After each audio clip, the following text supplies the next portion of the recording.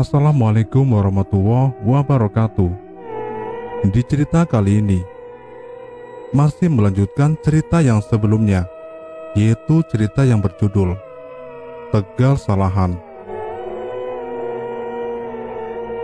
Episode Gendruwo Jajan Bakso. Namanya Kang Tarno. Dia ini adalah tetanggaku.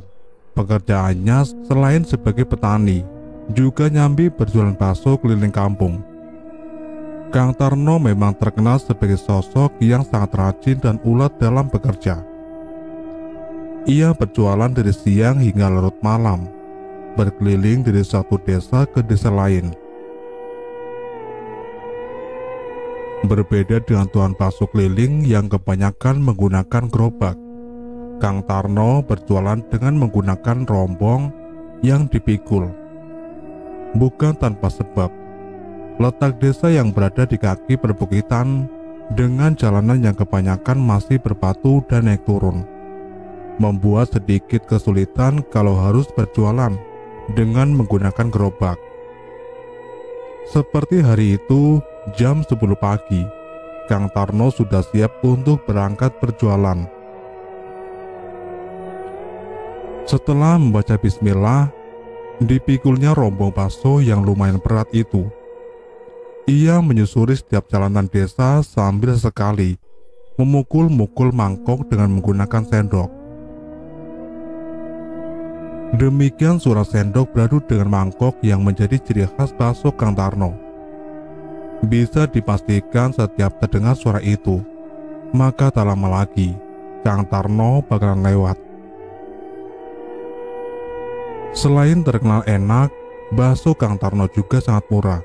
Satu mangkok hanya ia hargai Rp1.500. Tak heran kalau jualan beliau sangat laris. Kami anak-anak desa juga sangat menyukainya. Untuk anak-anak, Kang Tarno tak pernah mematok harga. Berapapun kami membeli, selalu dia layani dengan ramah. Kadang cukup hanya dengan uang 200 atau 300 perak. Kadang cukup hanya dengan uang 200 atau 300 perak. Kami sudah bisa menikmati 1 atau 2 buah bola bakso yang ditusuk dengan lidi, lalu diolesi kecap dan saus. Terasa sangat lezat dinikmati sambil berjalan pulang sekolah. Namun hari itu seperti bukan hari keberuntungan bagi Kang Tarno. Berkeliling desa dari jam 10 pagi sampai jam 2 sore. Baru 3 mangkok bakso yang berhasil ia jual. Kang Tarno tak patah semangat. Ia memutuskan untuk melanjutkan jualannya ke desa sebelah. Panas terik dan keringat yang bercucuran tak ia pedulikan. Sambil memikul rombong baksonya, ia berjalan ke arah utara menuju ke desa Tarumas. Alhamdulillah, di desa itu ia berhasil menjual 5 mangkok bakso. Sejenak Kang Tarno beristirahat di pos kamling yang ada di sudut perempatan jalan. Sambil menikmati sebatang rokoknya, sesekali Kang Tarno memukul-mukul kembali mangkok dengan menggunakan sendok, berusaha menarik perhatian para pembeli. Habis rokok sebatang, tak juga ada pembeli yang datang. Kang Tarno pun kembali memikul rombong baksonya, berjalan ke arah barat, menyusuri jalan raya beraspal menuju ke arah desa Patrolan. Matahari telah hinggap di punggung bukit asam di sebelah barat. Kang Tarno tiba di desa Patrolan. Beberapa mangkok bakso kembali berhasil ia jual. Dan saat azan maghrib berkumandang, Kang Tarno singgah di sebuah warung kopi. 15 mangkok bakso telah berhasil ia jual. Jadi ia merasa pantas untuk menghadiahi dirinya dengan secangkir kopi hitam kesukaannya. Selepas maghrib, Kang Tarno kembali melanjutkan jualannya. Kali ini ia menuju ke arah selatan, ke desa Mojoretno. Namun, di desa itu sepi. Tak seorang pun tertarik untuk membeli baksonya. Kang Tarno tak patah semangat. Ia mengubah arah langkahnya menuju ke arah timur. Desa Kedung Sono menjadi harapan terakhirnya. Biasanya, di malam hari banyak pemuda desa yang nongkrong di pos kamling. Mereka langganan tetap Kang Tarno. Namun harapan tinggal harapan. Di desa itu keadaan juga tak kalah sepi. Tak ada seorang pun yang nongkrong di pos kamling. Kang Tarno menurunkan rombong baksonya, lalu duduk di bangku kayu yang ada di pos kamling itu. Untuk mengusir rasa sepi, Pak Tarno menyalakan radio kecil yang memang selalu ia bawa saat berjualan. Siaran wayang kulit menemani laki-laki itu menikmati rokok kreteknya. Sesekali ia bersenandung mengikuti alunan suara sinden yang menembangkan gending-gending Jawa dari radio kecilnya. Sampai hampir tengah malam, tak juga ada pembeli yang datang. Pelan, Kang Tarno membuka laci tempat uang di rombong baksonya. Beberapa lembar uang ia keluarkan, lalu ia hitung. Baru balik modal, ditambah lagi sedikit keuntungan. Kang Tarno menghela nafas. Mungkin memang hanya segitu rezekinya hari ini. Setelah merapikan kembali rombong baksonya, Kang Tarno pun kembali berjalan. Kali ini ia memutuskan untuk pulang saja. Percuma juga kalau dilanjutkan berjualan. Hari sudah lewat tengah malam. Tak ada lagi orang yang berkeliaran di jalan. Sambil memikul rombong baksonya yang terlihat masih sangat berat, Kang Tarno berjalan ke arah utara, melewati area Tegal Salahan menuju ke desa Kedung Jati.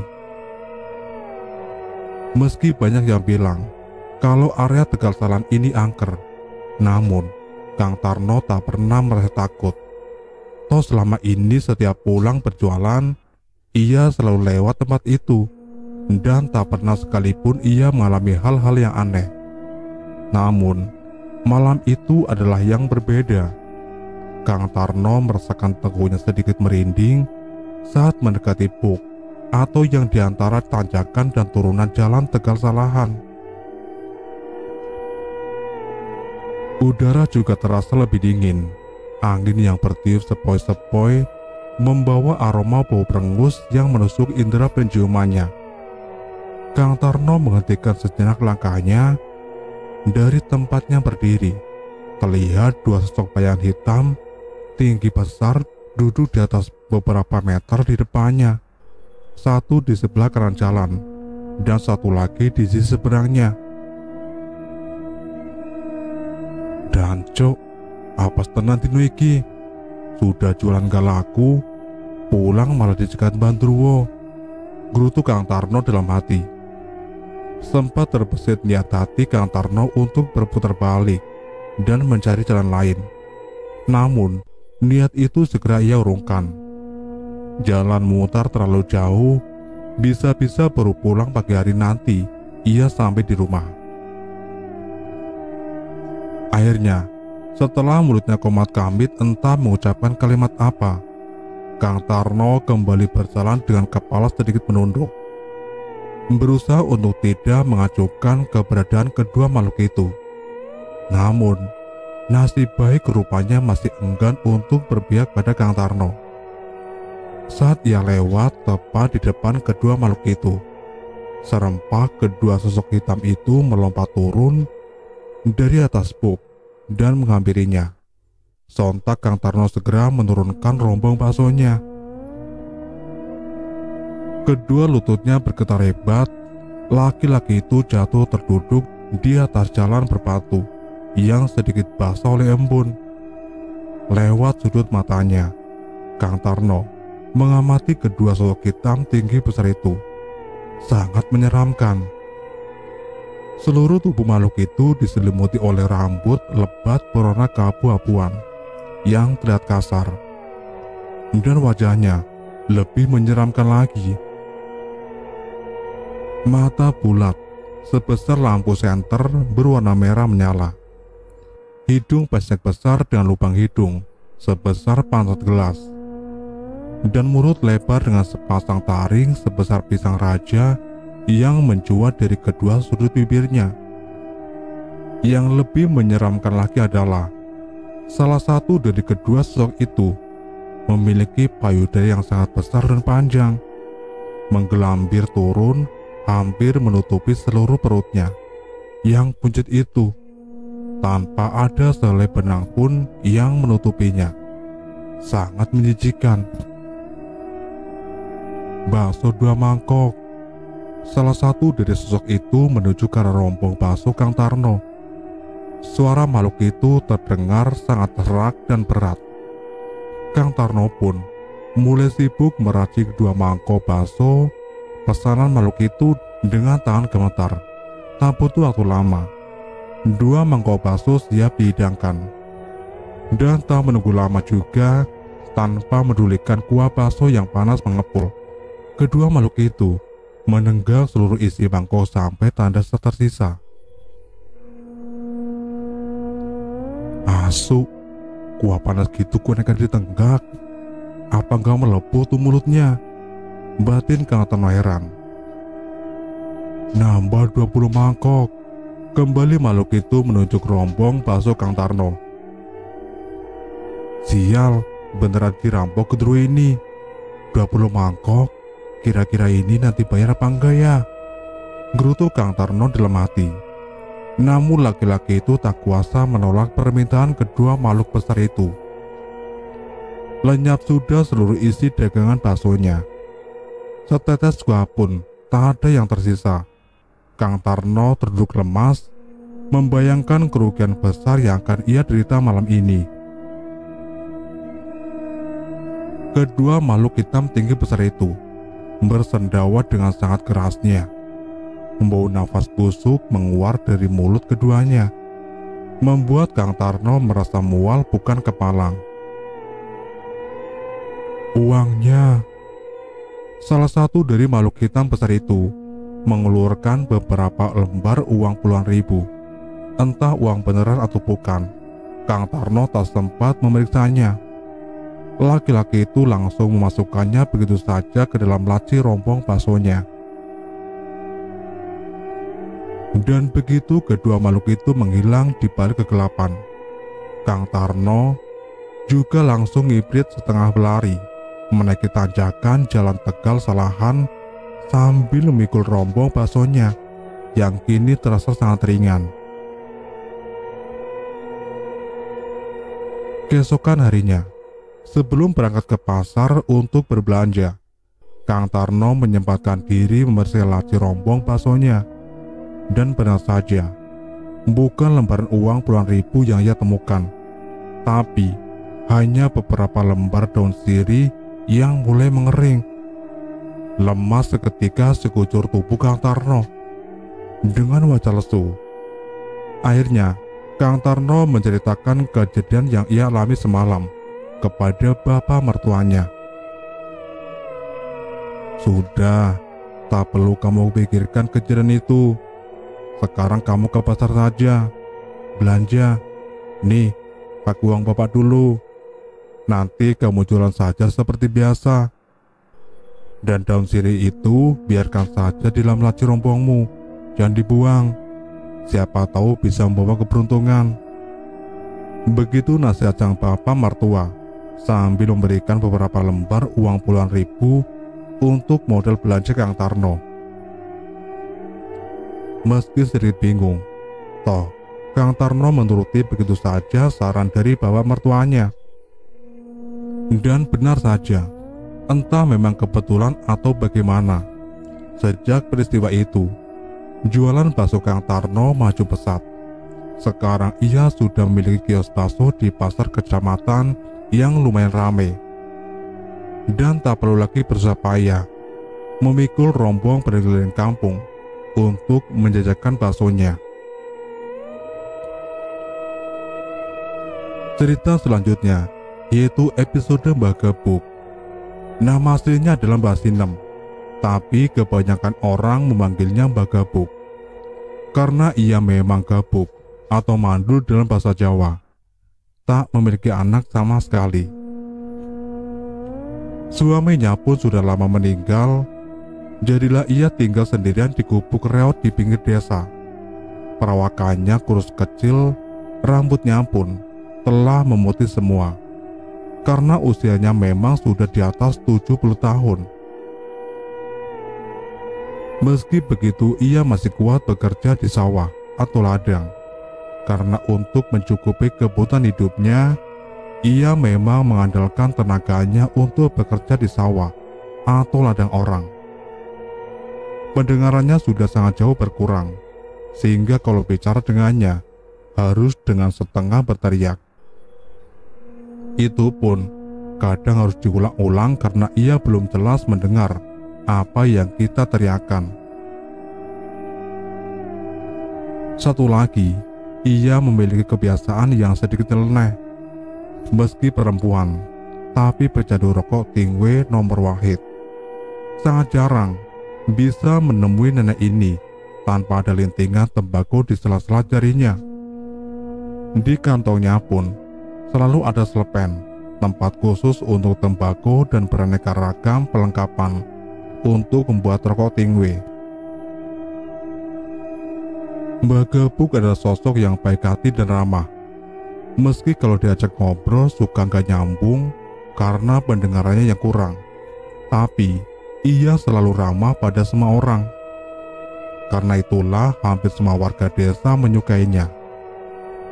Mbah Gabuk, sosok sederhana itu ternyata juga pernah membuat geger seluruh penghuni desa.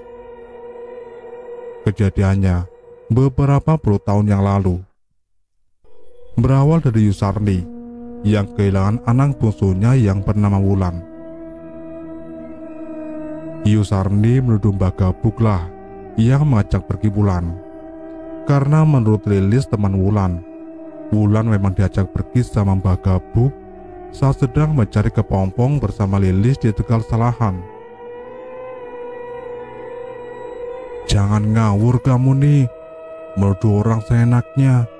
Buat apa aku menyembunyikan anak kamu? Gak ada gunanya, malah merugikan aku. Orang anakmu makanya sebangki bobrok gitu. Yang maksudnya, itu makanya banyak sekali. Begitulah gila Mbah Gabuk saat Yusarni menanyakan soal keberadaan anaknya. Alah, gak usah mengelak mbak, orang ada saksinya kok. Itu loh, Lilis, anaknya Kang Parman. Tadi siang mencari kepompong bersama Wulan di ladangnya Kang Bejo. Terus sampai datang ajak pergi Wulan. Sampai sekarang Wulan tak pulang-pulang. Anak kecil gak bakalan bohong mbak, sengit Yusarni berteriak-teriak sambil bertolak pinggang dan menunjuk-nunjuk muka Mbah Gabuk. Perang mulut melawan orang yang kurang pendengarannya memang banyak menguras energi. Nafas Yusarni sampai kembang kempis, menahan emosi. Fitnah itu nggak benar sama sekali. Aku juga punya saksi kok. Banyak malah saksinya. Coba tanya sama si Darmi, Sumi, Mijem, Tukia, Tumina, Sukarni, Parti, Sanem, dan Manem. Coba tanya semua. Seharian ini tadi aku buru memanen padi di sawahnya Parti. Habis maghrib aku baru pulang. Mbah Gabuk pun tak kalah sengit berteriak sambil sekali membetulkan tali kutangnya yang melorot. Adu mulut di malam hari pun menarik perhatian warga. Orang-orang berdatangan untuk melerai mereka. Tapi bukan hal yang mudah untuk melerai dua orang perempuan yang sedang disulut emosi itu. Apalagi memang sudah sejak lama antara Yusarni dan Mbah Gabuk ini hubungannya kurang baik. Sudah lama mereka tak saling tegur sapa bila bertemu. Entah apa sebabnya. Sampai-sampai PRT Bayan pun dipanggil untuk turun tangan. Saksi-saksi yang tadi disebutkan oleh Yusarni dan Mbah Gabuk pun itu dipanggil. Anehnya, semua membenarkan ucapan Yusarni dan Mbah Gabuk. Lilis bilang kalau memang tadi siang ia dan Wulan sedang mencari kepompong di ladang Kang Bejo saat Mbak Gapuk datang dan mengajak Wulan pergi. Anak usia 9 tahun itu tak mungkin berbohong, apalagi yang bertanya adalah Pak Bayan, pamong desa. Sedangkan saksi dari Mbak Gapuk yang jumlahnya hampir se-RT itu juga membenarkan bahwa seharian ini Mbak Gapuk bersama mereka buruh menanam padi di sawah Yuparti yang terletak di utara desa. Bertolak belakang dengan tempat anak-anak itu mencari kepompong di ladang Kang Bejo yang letaknya di sebelah selatan desa. Warga pun bingung, tak bisa menentukan mana yang benar dan mana yang salah. Sampai akhirnya Pak Modin yang juga ikut datang ke situ mendekati Lilis dan bertanya, "Dok, benarkah yang mengajak pergi Wulan tadi Mbak Gapuk?" Tanya Pak Modin pada anak itu. "Iya benar Pak," jawab anak itu polos. "Mbak Gapuk yang mengajak Wulan pergi tadi pakai baju apa?" Tanya Pak Modin lagi. "Pakai baju hijau Pak, sama kain jarik batik. Bajunya bagus banget Pak, seperti orang mau pergi kondangan." "Kamu tahu Wulan diajak pergi kemana?" "Katanya mau diajak jalan-jalan ke kota Pak." "Ia mengajak pergi Wulan tadi, kakinya menginjak tanah ganduk." "Nggak tahu Pak, Mbak Gapuk yang mengajak pergi Wulan tadi." "Mbak Gapuk yang mengajak pergi Wulan tadi, budek ganduk." "Enggak Pak, orang pas saya bisik-bisik sama Wulan saja, dia bisa dengar kok." Pak Modin mengangguk-anggukkan kepala, lalu mendekati Pak Bayan. "Sudah jelas ini, sudah jelas kalau Wulan dibawa demi kesalahan. Sebaiknya cepat dicari Pak, sebelum terlambat," kata Pak Modin pada Pak Bayan.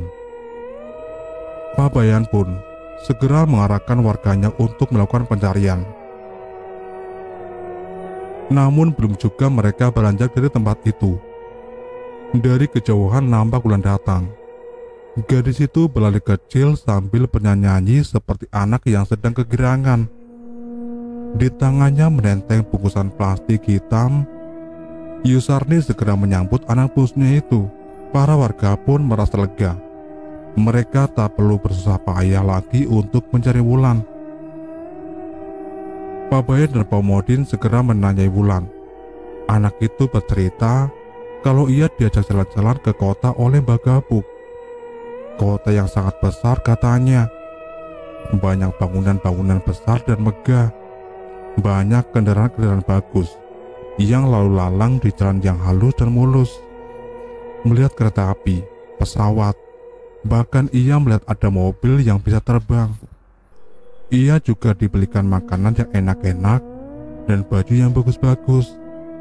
Semua disimpan dalam kantong plastik yang dibawanya. Namun, saat kantong plastik itu dibuka, isinya ternyata hanya daun pisang kering dan potongan-potongan kayu lapuk. Pak Modin pun segera membuang jauh-jauh benda itu. Sudah jelas sekarang masalahnya. Tak ada yang perlu diributkan lagi. Yang penting, Wulan sudah kembali dengan selamat. Lain kali, jangan biarkan anak-anak keluyuran sendirian di kesalahan. Yusarni, ajak anakmu pulang. Mandikan ia bersih-bersih. Dan pakaian yang ia kenakan sekarang sebaiknya jangan pernah dipakai lagi, kata Pak Modin.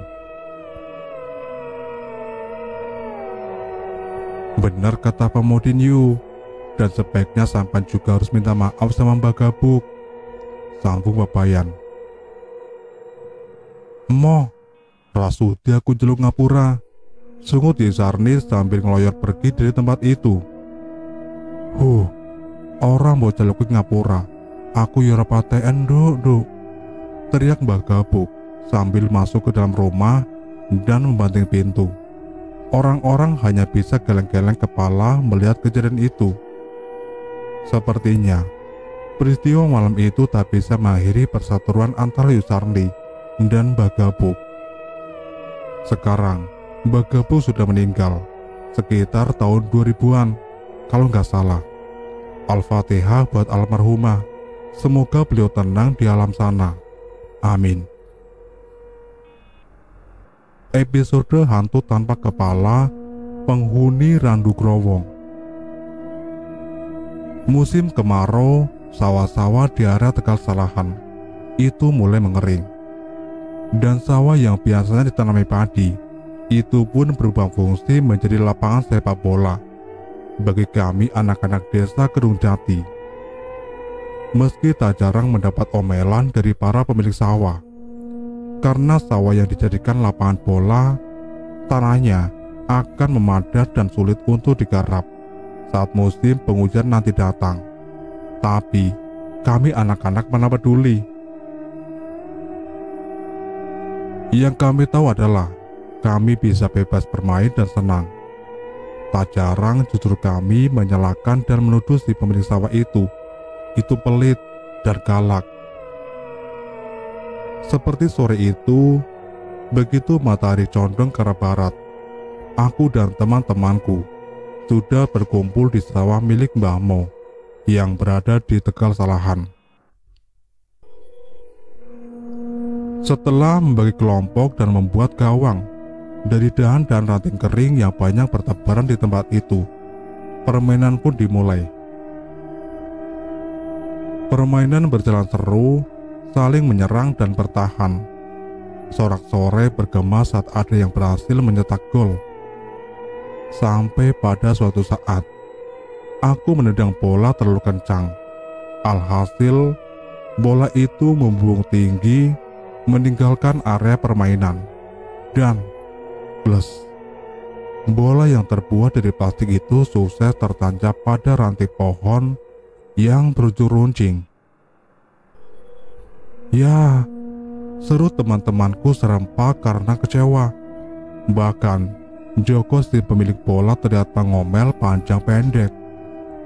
Aku yang merasa bersalah, kemudian berinisiatif untuk mengambil bola itu. Sambil berlari-lari kecil, aku memasuki ladang milik Kang Sardi, tempat di mana bola itu tersangkut di ranting pohon. Ternyata, posisi bola itu lumayan tinggi. Aku harus memanjat untuk bisa mengambil bola itu.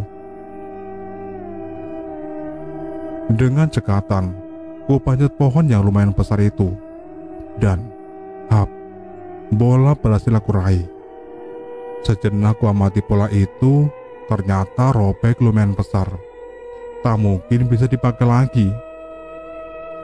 Aku lempar bola itu ke bawah, lalu aku merosot turun dari pohon itu.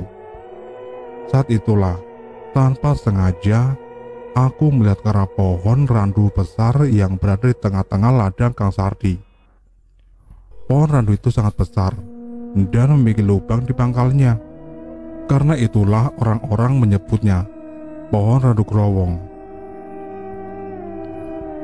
Lubang di pangkal pohon randu itu lumayan besar. Anak seusiaku bisa masuk dan mudah ke dalam lubang itu.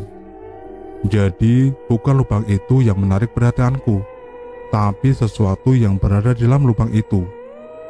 Aku yakin benda itu adalah sebuah bola. Dengan cekatan aku segera merosot turun dari atas pohon, lalu berlari-lari kecil ke arah pohon randu itu. Benar saja, sebuah bola plastik berwarna hitam, sebuah bola plastik berwarna putih hitam teronggok manis di dalam lubang itu. Wah, rezeki nomplok nih. Pasti ada anak yang sengaja menyembunyikan bola itu di situ. Peduli amat, aku yang menemukan bola itu. Berarti bola itu kini jadi milikku. Segera ku ambil bola itu, lalu ku bawa berlari kembali ke sawah dan berteriak lantang. Woi, lihat, aku nemu bola. Teriakku sambil menendang bola itu ke tengah sawah, yang segera disambut oleh teman-temanku. Wah, asik, bisa main lagi kita, seru Wawan yang menyambut bola yang ku tendang tadi. Nemu di mana kamu, Wi? Tanya Joko heran. Di dalam Randu Growong, jawabku singkat. Namun jawabanku yang singkat itu membuat semua teman-temanku tertegun. Bahkan Wawan yang segera menjauhkan kakinya dari bola itu. Beneran kamu nemu di sana? Tanya Bimo penuh selidik. Iya, kenapa memangnya? Tanyaku heran melihat ekspresi wajah teman-temanku yang berubah kejut. Itu kan pohon angker, Wi, kata Joko. Mending kamu balikin saja deh, daripada nanti kita kenapa-napa. Kita main pakai bolaku yang tadi saja. Bolamu sobek, sudah ku buang tadi, kataku sedikit kesal. Ya sudah, kita udahan aja mainnya. Bola itu kamu balikin saja ke tempatnya. Siapa tahu itu bola milik setan, kata Bimo. Ah, cemen kalian, ejekku. Ini kan cuma bola, mana ada setan main bola. Sudah, kita pakai saja. Nanti kalau setannya marah, biar aku yang dimarahi. Jangan sembarangan kalau ngomong, Wi. Ini tempat angker loh. Wawan mengingatkan. Alah, bilang saja kalau kalian penakut. Lihat, gak apa-apa kan? Kataku sambil menendang bola itu keras-keras. Bola melayang dan masuk tepat ke dalam gawang. Meski awalnya ragu, toh akhirnya teman-temanku terpengaruh juga oleh kata-kataku. Permainan pun berlanjut dan masalah soal bola itu dengan segera mereka lupakan. Sampai menjelang maghrib, baru kami menyudahi permainan dan pulang. Bola itu pun kubawa pulang. Lumayan dapat bola gratis, masih bagus pula. Batinku sambil berjalan pulang. Sampai di rumah aku langsung mandi, makan lalu berangkat ke musola untuk belajar ngaji. Di musola, ternyata teman-temanku masih juga membicarakan soal bola itu. Mereka seolah menyalahkanku yang mengambil dan membawa bola itu pulang. Kesal. Akhirnya, aku memutuskan untuk pulang saja. Belajar sebentar di rumah lalu beranjak untuk tidur. Bangun. Samar-samar, ku dengar suara berat dan kasar. Dengan malas aku membuka mata. Siapa sih yang membangunkanku di tengah malam begini? Kulihat di ujung tempat tidurku, nampak seorang sedang berdiri sambil menggoyang-goyangkan kakiku. Sedikit takut, aku perhatikan orang itu. Sepertinya laki-laki, menggunakan pakaian komprang serba hitam, khas seorang petani, lengkap dengan caping anyaman bambu yang bertengger di atas kepalanya. Wajahnya tak terlihat jelas karena capi yang dikenakannya sedikit kebesaran hingga menutupi sebagian wajahnya. Aneh, gumamku dalam hati. Siapa orang ini dan kenapa bisa masuk ke kamarku? Dan janggal rasanya kalau malam-malam mengenakan pakaian komprang dan caping seperti itu. Kamu siapa? Tanyaku dengan suara gemetar. Rasa takut mulai menjelariku. Bocah ranggena, balik endon dasku, yang artinya bocah kurang ajar, kembalikan kepalaku, seru laki-laki itu lagi, masih dengan suara serak dan berat. Aku semakin ketakutan mendengar ucapannya itu. Kepala apa maksudnya? Kepala apa ya, Mbak? Tanyaku dengan suara yang semakin gemetar. Keringat dingin mulai membanjiri sekujur tubuhku. Aku sadar, sosok di depanku ini bukan manusia. Iya, kepalaku yang kau pakai buat main bola sore tadi. Nih, lihat, aku sampai bingung mencari kepalaku.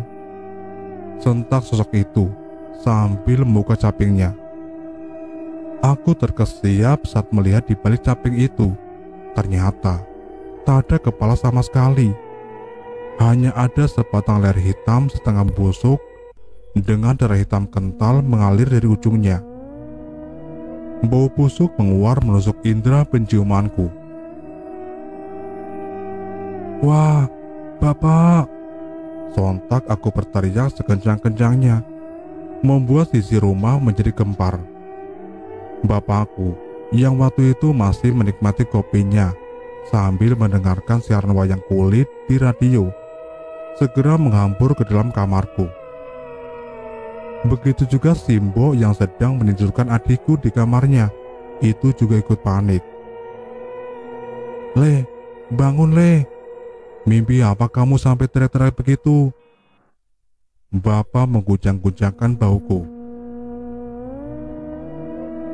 Aku masih meronta-ronta di atas tempat tidurku, karena dalam penglihatanku, sosok tanpa kepala itu masih berdiri diam di sudut kamarku. Padahal menurut bapakku, saat itu mataku masih terpejam. Istighfar Le, nyebut. Mimpi apa toh? Kok sampai ketakutan gitu? Simbo ikut mengguncang-guncangkan kakiku. Itu Pak, ada orang gak ada kepalanya. Seruku panik sambil menunjuk-nunjuk ke sudut kamar dengan mata yang masih terpejam. Wah, kena sawan ya anak, kata bapakku. Tolong ambilkan air putih, Mak. Simbo segera berlari ke dapur, mengambil segelas air putih, lalu kembali ke kamar dan menyerahkan gelas itu kepada bapak. Bapak komat kamit sebentar sambil sekali meniup-niup air ke dalam gelas. Nih, minum dulu biar tenang, kata bapak sambil membantuku untuk duduk. Segera ku tenggak air dalam gelas itu sampai tandas. Entah apa yang dilakukan bapak pada air itu. Yang jelas, setelah ku meminumnya, perasaanku menjadi sedikit tenang. Sempat kulirik sudut kamarku, sudah tak ada lagi sosok tanpa kepala yang tadi menerorku. Setelah melihatku sedikit tenang, bapak lalu menanyaiku. Aku pun menceritakan semua mimpi burukku tadi, juga soal bola yang kutemukan di dalam lubang pohon randu growong di ladang Kang Sardi itu. Ada-ada saja, gerutu bapak setelah mendengar ceritaku. Di mana bola itu kau simpan? Aku menunjuk ke kolong tempat tidurku, tempat di mana bola itu kusimpan. Bapak lalu mengambil sehelai kain mori di dalam lemari. Lalu digunakannya kain itu untuk membungkus bola yang kutemukan itu. Biar besok bapak yang kembalikan bola itu ke tempatnya. Lain kali, kalau nemu sesuatu di dekat kesalahan, jangan sekali-kali diambil, kecuali kamu mau didatangi pemiliknya, kata bapak lagi. Keesokan harinya, baru aku tahu kalau ternyata bukan hanya aku yang didatangi makhluk tanpa kepala itu, tapi semua teman-temanku yang ikut main bola di Tegal Salahan juga mengalami hal yang sama. Bahkan Joko dan Wawan sampai sakit demam selama 3 hari.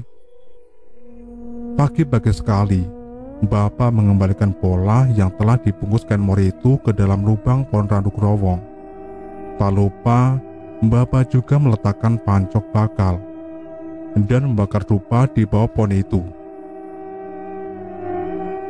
Cerita selanjutnya, gedebuk pisang itu ternyata. Malam ini, Kang Sukri dan Lek Mukri mendapat jatah giliran lab atau mengairi sawah.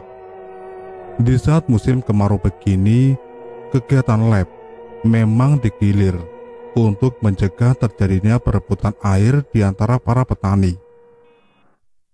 Air memang sangat berharga bagi para petani, terutama saat musim kemarau begini. Banyak dari mereka yang memilih untuk tidak menggarap sawahnya dan membiarkannya terbengkalai karena tidak adanya air, terutama yang letak sawahnya jauh dari kalen atau saluran irigasi. Yang sawahnya dekat dengan kalen sedikit masih beruntung. Meski harus berusaha payah, mereka masih bisa menggarap sawahnya meski dengan air yang terbatas. Dan karena keterbatasan air itulah, terkadang sering terjadi percekcokan di antara para petani. Dari yang perang mulut, sampai ada yang saling baku hantam hanya karena gara-gara rebutan air. Oleh karena itulah, kegiatan lab ini didata dan digilir. Jam 11 malam, Kang Sukri dan Lemukri telah sampai di dam bendungan atau Kalibagor. Dari dam inilah air dari sungai dialirkan ke kalen untuk selanjutnya dialirkan ke sawah-sawah mereka. Wah, pantasan air di kalen ngalirnya kecil banget. Orang mampet begini, gerutu Lemukri sambil menyorotkan senternya ke arah pintu air yang mengalirkan air dari kali ke kalen. Sampah dedaunan dan rumput-rumput kering nampak bersangkut dan menyumbat mulut pintu air itu. Ini harus dibersihkan, Le Sukri ikut melongo ke bawah. Itu aku juga tahu, saut Lemukri. Ya sudah, kamu yang turun, biar aku yang terangin di sini. Harus nyemplung ya, Le? Tanya Kang Sukri sedikit ragu. Membayangkan dinginnya air sungai membuatnya bergidik ngeri.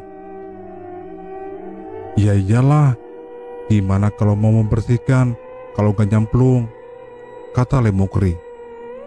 Tapi dingin, Le, dan kayaknya lumayan dalam airnya. Kang Sukri kembali melongo ke bawah. Pusaran air yang berputar-putar deras membuat nadinya sedikit ciut. Dia memang sedikit penakut orangnya. Melihat pusaran air itu, ia sudah membayangkan hantu air yang dulu pernah diceritakan oleh kakeknya. Alah, kamu ini loh, sudah tua bangga begitu kok, sama dingin saja takut. Atau aku yang harus turun, kata Lemukri sedikit kesal. Kang Sukri tak bisa membantah lagi. Ia memang lebih muda dari Lemukri karena dia adalah keponakan laki-laki itu. Mau tak mau, harus menuruti perintah sang paman.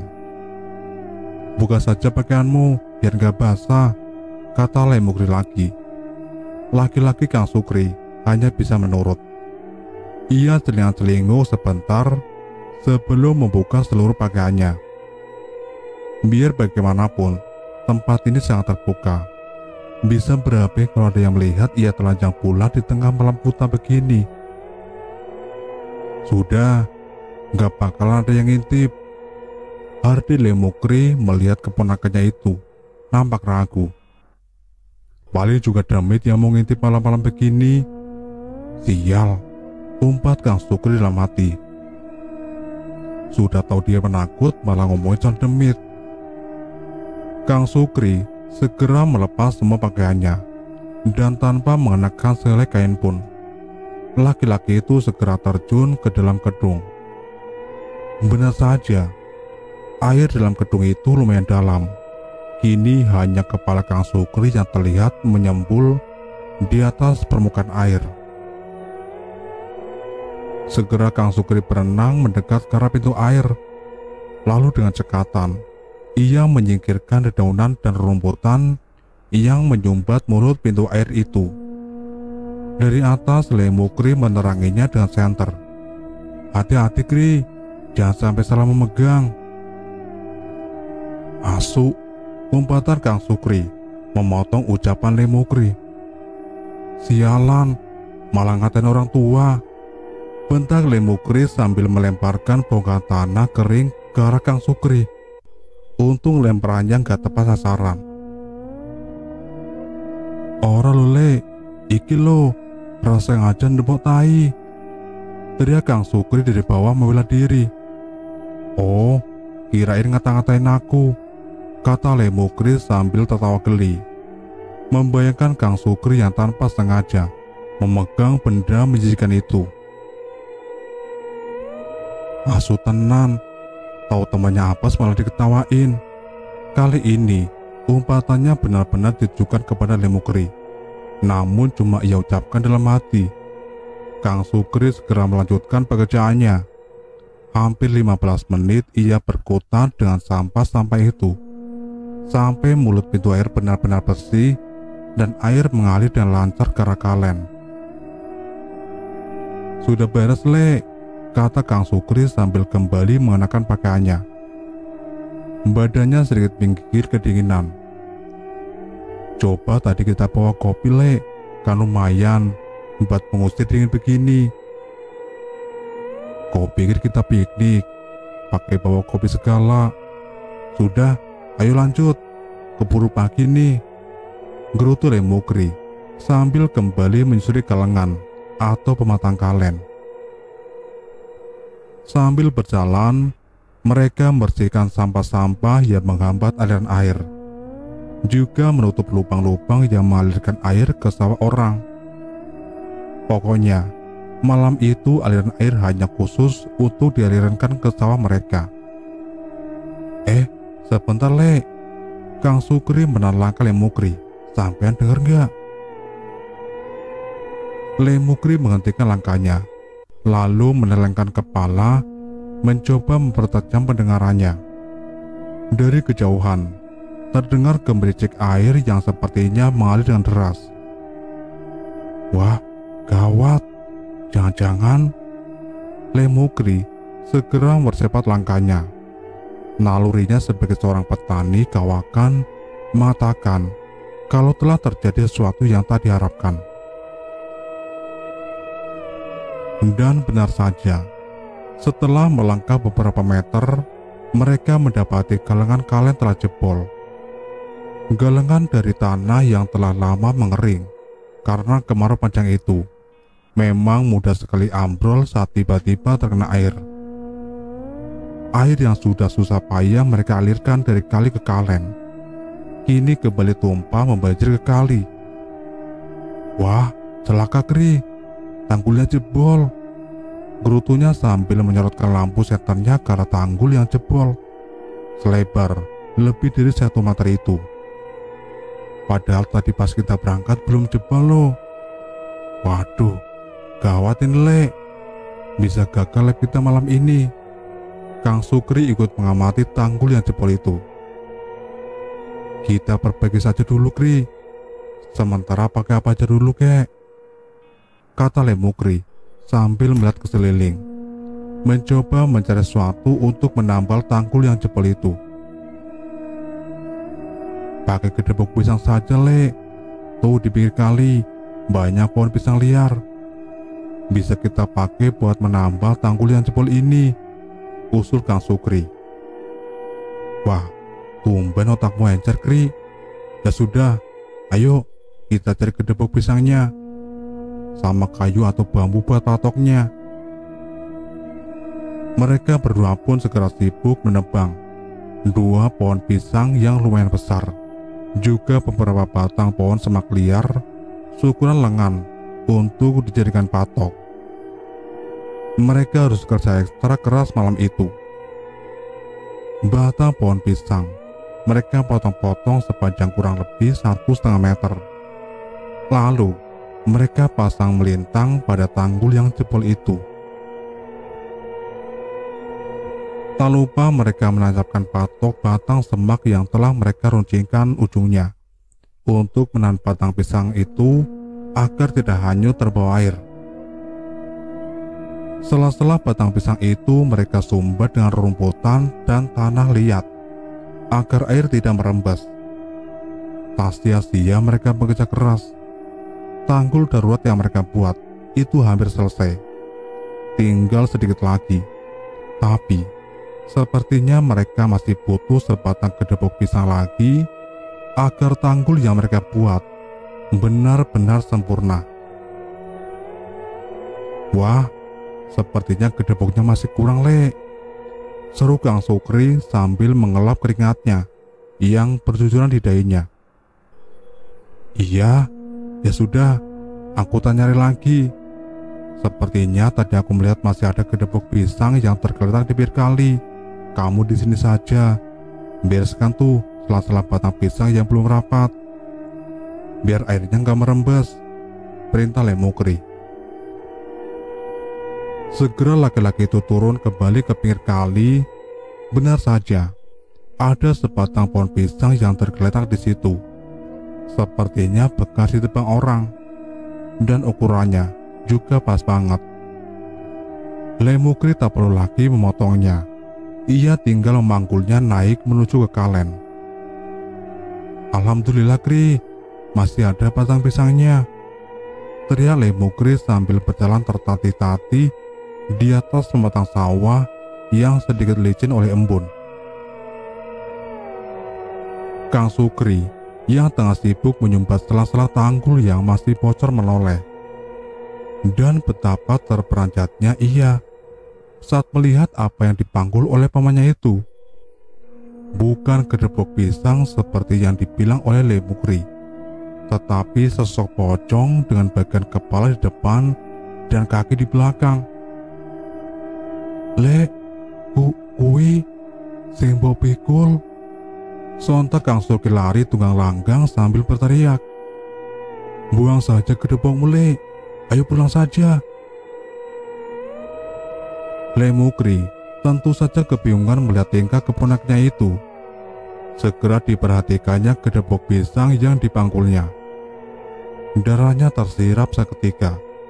Sekujur tubuhnya gemetaran, begitu menyadari bahwa yang ia panggul bukanlah batang pohon pisang, melainkan sosok pocong dengan wajah yang tepat mengarah ke wajahnya.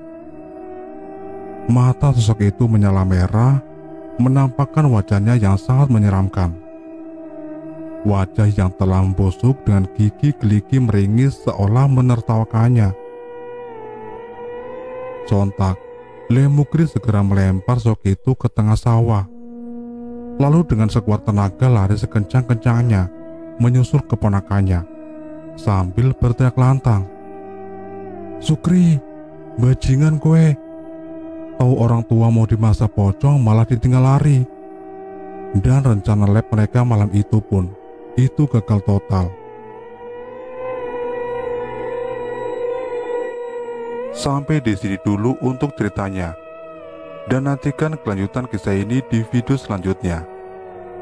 Wassalamualaikum warahmatullahi wabarakatuh.